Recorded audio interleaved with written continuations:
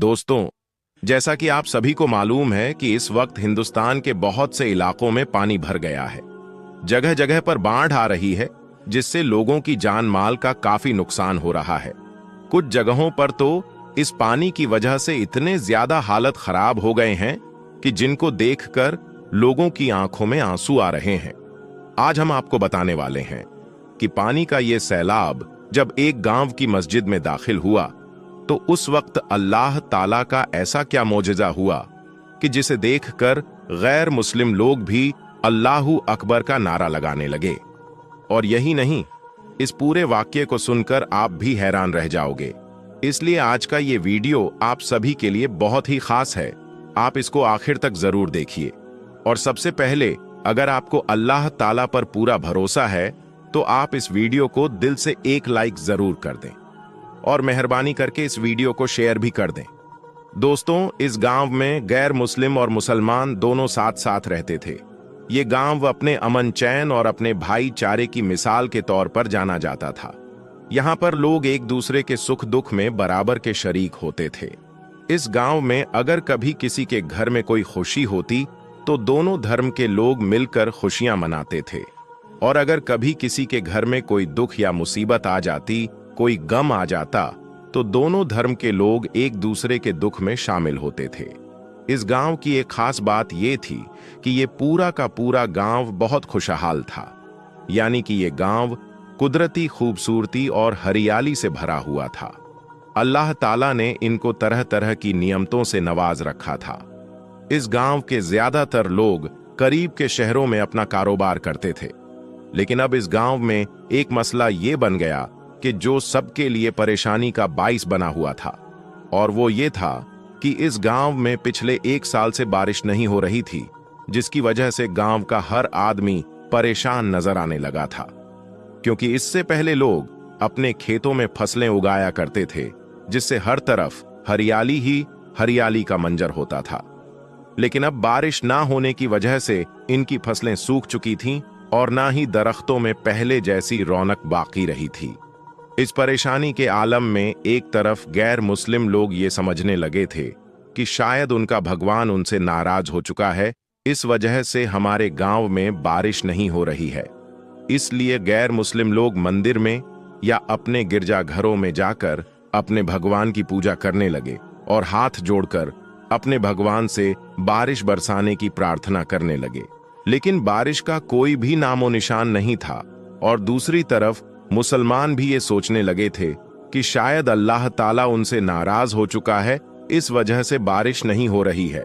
इसलिए वो भी अपनी मस्जिद में जाकर नमाज पढ़ने लगे और गिड़गिड़ाकर अल्लाह ताला से दुआएं मांगने लगे। लेकिन आसमान पर बादल का एक टुकड़ा भी नजर नहीं आ रहा था।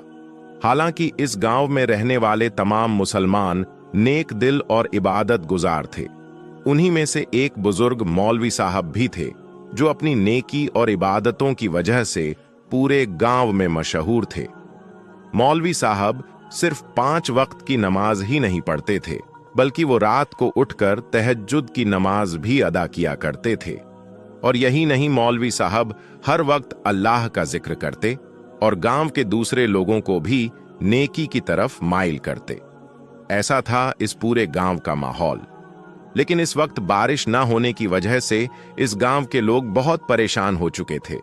इसलिए इस परेशानी के आलम में गैर मुस्लिम लोग अपने ईश्वर से प्रार्थना कर रहे थे, जबकि मुसलमान अपने अल्लाह से मदद की दुआएं मांग रहे थे। लेकिन दूर दूर तक बारिश की कोई भी उम्मीद नजर नहीं आ रही थी। दोस्तों, इस तरह से अब तक वक्त गुजरता जा रहा था। अप्रैल और मई की शदीद गर्मी का मौसम आ चुका था। दूसरी तरफ पूरे गांव में हर तरफ सूखा पड़ा हुआ था। इस वजह से दरख्तों के पत्ते भी झड़ चुके थे। शदीद गर्मी की वजह से जमीन तप रही थी, और यही नहीं, बारिश न होने की वजह से इस गांव में पानी की भी शदीद कमी आ चुकी थी। लोग अपने जानवरों को पानी पिलाने के लिए मीलों दूर चलकर जाते थे, लेकिन वहां पर भी उन्हें मायूसी का सामना ही करना पड़ा था। एक दिन मौलवी साहब, जो हमेशा की तरह यानी कि अपने मामूल के मुताबिक गांव की गलियों से गुजर रहे थे, उन्होंने देखा कि शदीद गर्मी की वजह से गांव गांव के लोग बेहाल हो चुके हैं। इसके साथ ही उस वक्त सूरज की तपिश भी इतनी ज्यादा थी कि मौलवी साहब को ऐसा लगा जैसे कि वो इस शहीद गर्मी में पिघल जाएंगे। फिर जैसे ही मौलवी साहब आखिरी गली तक पहुंचे तो उनके दिल में शहीद परेशानी और बेचैनी ने जन्म ले लिया था। इसलिए फिर परेशानी के आलम में उनकी जबान से बेख्तियार अल्फाज निकल गए कि या अल्लाह, हमारे गांव में इतनी बारिश बरसा कि पानी हमारे सीनों तक पहुंच जाए। प्यारे दोस्तों, मौलवी साहब ने यह बात बगैर सोचे समझे ऐसे ही कह दी थी, यानी कि इस परेशानी में उनके मुंह से इस तरह की दुआ ऐसे ही निकल गई थी। उनका मकसद सिर्फ इतना ही था कि किसी भी तरह से इस सख्त गर्मी से निजात मिल जाए और गांव में बरसात हो जाए। अब जिस गली से मौलवी साहब गुजर रहे थे, उसी गली के किनारे पर एक फकीर बैठा हुआ था जिसने मौलवी साहब की बातों को सुन लिया था। ये सुनकर वो फकीर बाबा मौलवी साहब से कहने लगे कि आप ऐसी दुआ अल्लाह से ना करें, क्योंकि हमारे गांव में ज्यादातर घर छोटे और कच्चे हैं। अगर इतनी ज्यादा बारिश हमारे गांव में हो गई तो फिर हम कहां पर जाएंगे? हमारे मकान ढह जाएंगे। अब मौलवी साहब, जो कि गर्मी से तंग आए हुए थे, वो फकीर की इन बातों को सुनकर कुछ नाराज हो गए और कहने लगे कि ऐ फकीर बाबा, तुम कुछ ना कहो। एक तो यहां पर बारिश नहीं हो रही है और ऊपर से तुम्हें अपने घर की फिक्र लगी हुई है। इतना कहकर फिर मौलवी साहब उन्हीं कदमों से मस्जिद की तरफ चल पड़े। अब उनके जहन में बस यही बात थी कि कैसे भी हो बारिश हो जाए और इस गर्मी से राहत मिल जाए। मौलवी साहब को इस वक्त इस बात का बिल्कुल भी अंदाजा नहीं था कि अगर उनकी दुआ की कबूलियत हो गई तो फिर यहां पर इतनी जबरदस्त और खतरनाक बारिश हो सकती है कि फिर हमें संभलने तक का मौका भी नहीं मिलेगा। खैर, इसके बाद मौलवी साहब जैसे तैसे करके मस्जिद तक पहुंचे तो वो निढाल हो गए थे। उन्होंने मस्जिद में दाखिल होते ही अपनी नजरें आसमान की तरफ उठाई। उन्होंने देखा कि आसमान पर अचानक से घने और काले बादल छाने लगे थे। ये देखकर मौलवी साहब की आंखों में खुशी की चमक आ गई थी। उन्होंने फौरन ही अल्लाह ताला का शुक्र अदा किया और फिर गांव वालों को खुशखबरी देने के लिए मस्जिद में मौजूद लोगों के पास गए और जाकर उनसे कहने लगे कि आज हमारे गांव में जरूर बारिश होगी। अब गांव के लोग जो पहले ही बारिश के लिए तरस रहे थे, वो उन बादलों को देखकर बेहद खुश हो गए। इसलिए फिर गांव के सब लोग अपने अपने घरों में तैयारी करने लगे और नमाज पढ़ने के लिए मस्जिद में जमा होने लगे। इसके बाद मौलवी साहब ने मस्जिद में जमात के साथ नमाज पढ़ाना शुरू कर दिया। फिर जैसे ही मौलवी साहब ने अल्लाहू अकबर कहा और नमाज पढ़ना शुरू किया तो बाहर से बादलों की गर्ज और बिजली की कड़कने की आवाज सुनाई देने लगी। आसमान पर खतरनाक से बादल छा चुके थे और फिर देखते ही देखते बारिश शुरू हो गई। लेकिन ये कोई मामूली बारिश नहीं थी। काले काले बादलों ने अचानक ही पूरे आसमान को ढांप लिया था। फिर इतनी तेज बारिश शुरू हो गई कि चंद ही लम्हों में गांव की सारी गलियां और सारे मैदान पानी से भर गए। पानी का बहाव इतना ज्यादा तेज था कि नदी नाले भी उसके सामने बेबस हो गए। अब मस्जिद के अंदर नमाजियों ने जब तेज बारिश को महसूस किया तो उनके दिलों में खौफ पैदा होने लगा था। लेकिन उन सब नमाजियों के ईमान की मजबूती ऐसी थी कि किसी ने भी अपनी नमाज नहीं छोड़ी। वो वैसे ही अल्लाह की इबादत में मशरूफ रहे और इधर मौलवी साहब भी इमामत करते हुए उनको नमाज पढ़ाते रहे। फिर बारिश इतनी ज्यादा तेज हो गई कि मस्जिद के अंदर भी पानी दाखिल होने लगा और देखते ही देखते पूरी मस्जिद में लबालब पानी भर गया। यहां तक कि पानी नमाजियों के सीनों तक पहुंच गया। दोस्तों, अब हर तरफ पानी ही पानी भर चुका था। यहां तक कि गांव का हर कोना पानी में डूब चुका था। गांव वाले अब भी कुछ देर पहले जो बादलों की आमद पर खुशी मना रहे थे, अब वो सब खौफजदा हो गए थे। लेकिन इधर मस्जिद में मौलवी साहब और उनके साथियों ने पानी के बहाव में भी अपनी नमाज को जारी रखा, क्योंकि उनके दिलों में अल्लाह पर मुकम्मल भरोसा था। इसलिए उन्होंने पूरे ईमान के साथ अपनी इबादत को जारी रखा। अब दोस्तों, धीरे धीरे पानी बढ़ता ही जा रहा था, यहां तक कि पानी नमाजियों के सीनों तक आ गया। लेकिन तमाम नमाजी अल्लाह की मोहब्बत और उसकी रजा के लिए वैसे ही मस्जिद में नमाज अदा करते रहे। और फिर इस तरह से मौलवी साहब और सारे नमाजियों ने अपनी नमाज मुकम्मल की और मस्जिद से बाहर आकर देखा तो वो सब के सब हैरान रह गए, क्योंकि उन्होंने देखा कि उनका गांव मुकम्मल तौर पर पानी में डूब चुका है। वो जगह जो अभी थोड़ी देर पहले खुश्क थी, वो जगह अब पानी के एक बड़े बहाव में डूब चुकी थी। गांव के लोग जो थोड़ी देर पहले खुशी से झूम रहे थे, अब वो सब के सब खौफ और परेशानी में मुब्तला हो चुके थे, क्योंकि जिनके घर कच्चे थे वो पानी में ढह चुके थे। इसलिए अब ऐसे लोगों के लिए पनाह लेना भी मुश्किल हो गया था। हर तरफ चीखों पुकार की आवाज आने लगी थी। लोग अपने प्यारों को बचाने की कोशिश कर रहे थे। गैर मुस्लिम अपने ईश्वर से और मुसलमान अपने अल्लाह से दुआ कर रहे थे। इसके बाद मौलवी साहब के दिल में एक अजीब सी खलल पैदा हो गई। उन्हें एहसास हो गया कि उन्होंने परेशानी के आलम में जो दुआ मांगी थी वो बेसब्री से मांगी थी। इसीलिए अब वो एक बड़ी आजमाइश बनकर गांव के तमाम लोगों पर नाजिल हो गई है। इसलिए फिर मौलवी साहब ने फौरन ही अल्लाह की बारगाह में हाथ उठा दिए और गिड़गिड़ा कर दुआ करने लगे, या अल्लाह हमें माफ कर दो, हमसे बहुत बड़ी खता हो गई है। या अल्लाह हमारी इस आजमाइश को दूर फरमा दो। दोस्तों, इधर मौलवी साहब का दुआ मांगना था कि उधर बारिश फौरन ही कम होने लगी और फिर बादल आहिस्ता आहिस्ता हटने लगे और इतनी शदीद गर्मी बढ़ गई जैसी गर्मी पहले भी कभी नहीं देखी थी। गांव वाले हैरान हो गए और जितना भी पानी था वो सब कुछ सूख गया था, लेकिन नदी नाले भरे हुए थे। अब गांव के जो लोग खौफजदा थे, उन्होंने देखा कि अब बारिश का जोर टूट रहा है। ये देखकर गांव के तमाम लोग भी खुश हो गए। फिर जब पानी काफी हद तक कम हो गया, खुश्क हो गया, तो लोग अपने अपने घरों की तरफ वापस लौटने लगे। तो मौलवी साहब ने फिर गांव के लोगों को एक जगह पर इकट्ठा किया और फिर उन्होंने गांव के लोगों को अपनी मांगी गई दुआ के बारे में बताया और कहा कि देखो, अल्लाह की जात बहुत बड़ी मेहरबान है, अल्लाह बहुत बड़ा रहीमो करीम है, लेकिन हमें अल्लाह की हिकमत को समझना बहुत जरूरी है। अगर हमारी मांगी गई दुआओं का दूसरों के लिए मुश्किलात का सबब बन जाना है तो वो हमारे लिए एक आजमाइश बन जाती है।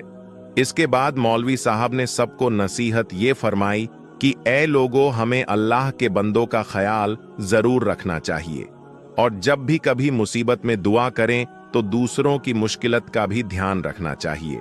ऐ लोगों, हम चाहे कितने ही नेक क्यों ना हो, जब तक हम दूसरों की परेशानी का ख्याल नहीं रखेंगे तब तक हमारे इबादतों का कोई फायदा नहीं होगा। याद रखिए, अल्लाह को हमारे सजदों की नहीं बल्कि हमारे साफ दिलों की जरूरत है। ये बात सुनकर गांव वालों के दिलों में एक नई रोशनी पैदा हो गई। इसके बाद उन्होंने अल्लाह से माफी मांगी और अहद किया कि आज के बाद वो जब भी कभी अल्लाह से दुआ करेंगे तो वो दूसरों का ख्याल जरूर रखेंगे और अपने आमाल में सुधार करेंगे।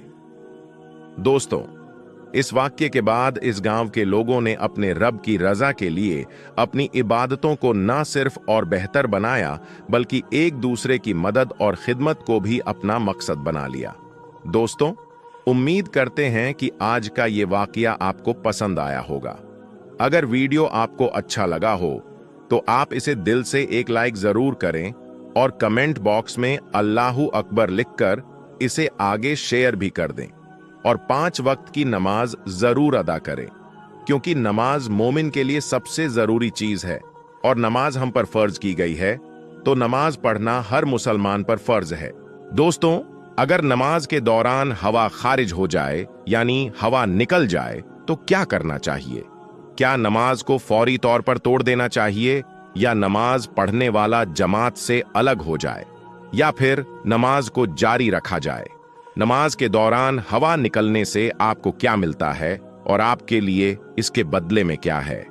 अब आगे इस वीडियो में हम इसी के बारे में बताएंगे और इसके साथ साथ हम आपको कुछ ऐसी बातें, ऐसी चीजें भी बताएंगे जिनके बारे में इल्म वाले लोग या आपके जानने वाले लोग आपको आगाह नहीं करते हैं।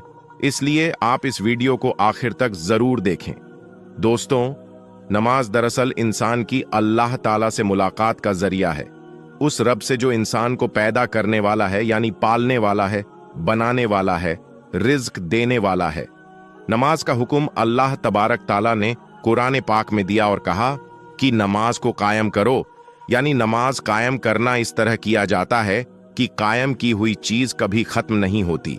यानी जब रोजाना 5 मर्तबा आपको मस्जिद की तरफ पुकारे तो अल्लाह की बारगाह में जाकर पेश हो जाए और इस बात को अपने जहन में रखा जाए कि दरअसल आप अल्लाह के घर जा रहे हैं।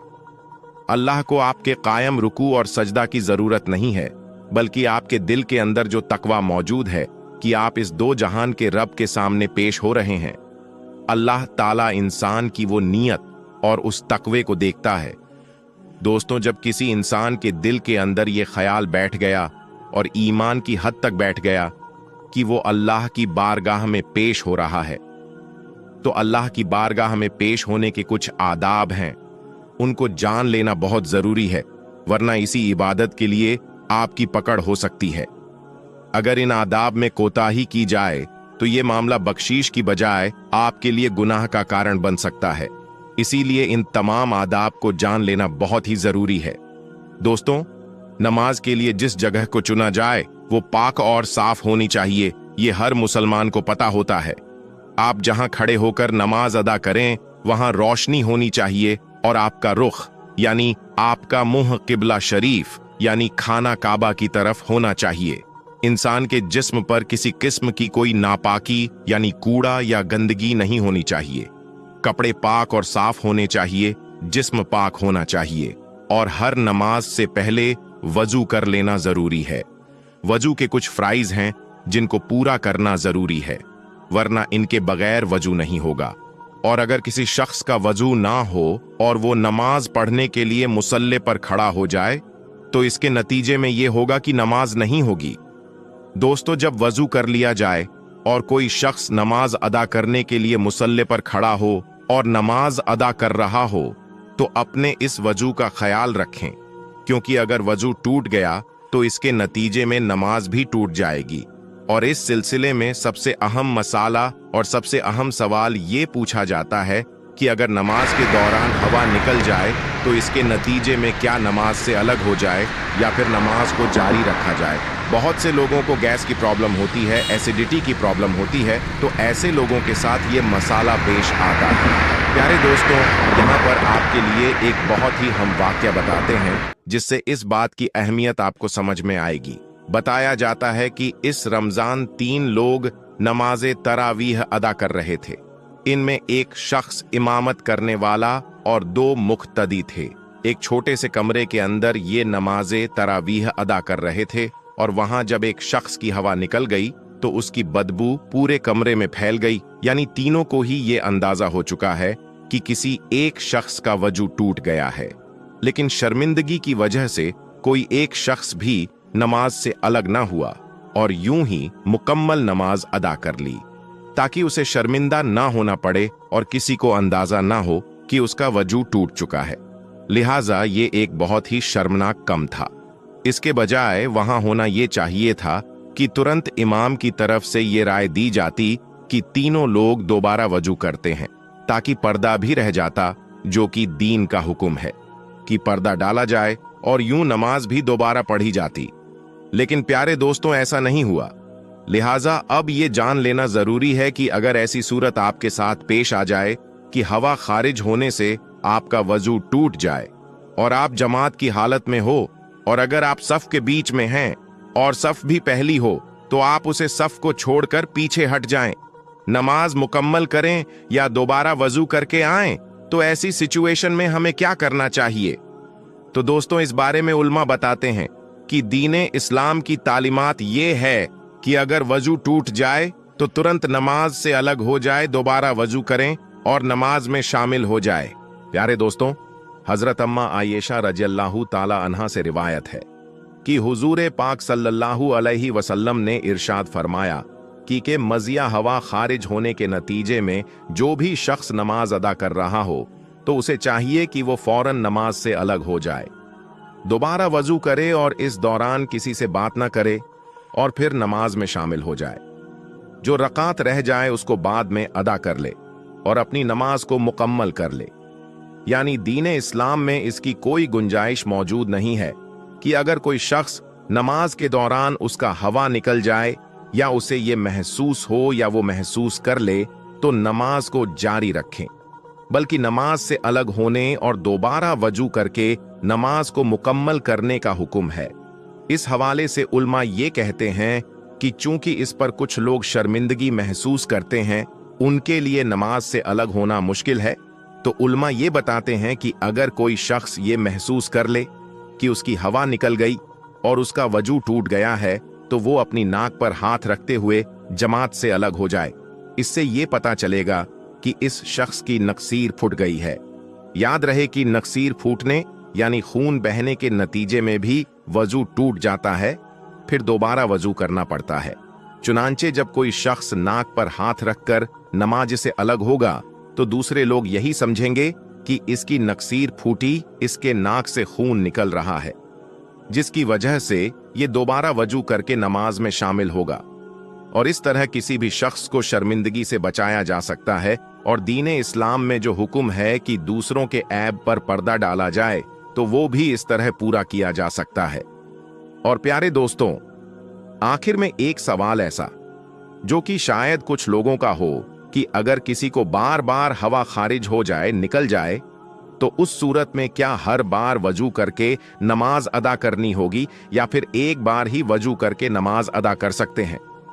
तो दोस्तों, ऐसा शख्स जिसको बार बार हवा का निकलना, बार बार पेशाब के खतरों का निकलना, खून का निकलना वगैरह, उनका हुक्म यह है कि वो हर नमाज के लिए नमाज के वक्त में ताज़ा वजू करके नमाज अदा करेगा।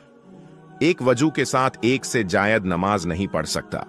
अगर नमाज के वक्त के शुरू होने से पहले वजू किया, फिर उसे हवा निकलती रही या जो भी उज्र पेश हुआ और फिर नमाज का टाइम होने पर नमाज पढ़े तो नहीं होगी। इसीलिए ऐसे शख्स के लिए जरूरी है कि वो हर नमाज के लिए उसके वक्त में ताज़ा वजू करे। ऐसा शख्स जो मुसलसल रिसने वाले जख्म का मरीज हो, जो सरन माजूर है, एक वक्त के लिए एक बार वजू कर ले, वक्त के अंदर अंदर जिस कदर चाहे नमाज अदा कर ले। कुरान करीम को छुए जब तक वक्त बाकी है, इस वजह से वजू ना टूटेगा। हाँ, किसी और वजह से वजू टूट सकता है। जैसे ही वक्त खत्म हुआ, वजू जाता रहा, अगली नमाज के वक्त के लिए दोबारा से वजू करे। जिस तरह नमाज अदा कर सकता है, तकबीर भी पढ़ सकता है। लेकिन बेहतर यही है कि आप जितनी देर मस्जिद में ठहरे, वजू के साथ रहे। इसीलिए वो अजान देना हो या कोई भी काम हो, मस्जिद में बावजू रहे। दोस्तों, उम्मीद है कि आपको हमारी आज की वीडियो के जरिए से जो एक बहुत अहम मसाले पर बात की गई है, वो आपको बहुत अच्छी तरह से समझ आ चुका होगा कि वजू टूटने की सूरत में किस तरह से आप नमाज से अलग होंगे और कैसे वजू करके दोबारा नमाज में शामिल होना है। तो दोस्तों, आज की इस वीडियो में बस इतना ही। हम मिलेंगे आपको अगली वीडियो में। तब तक के लिए अल्लाह हाफिज।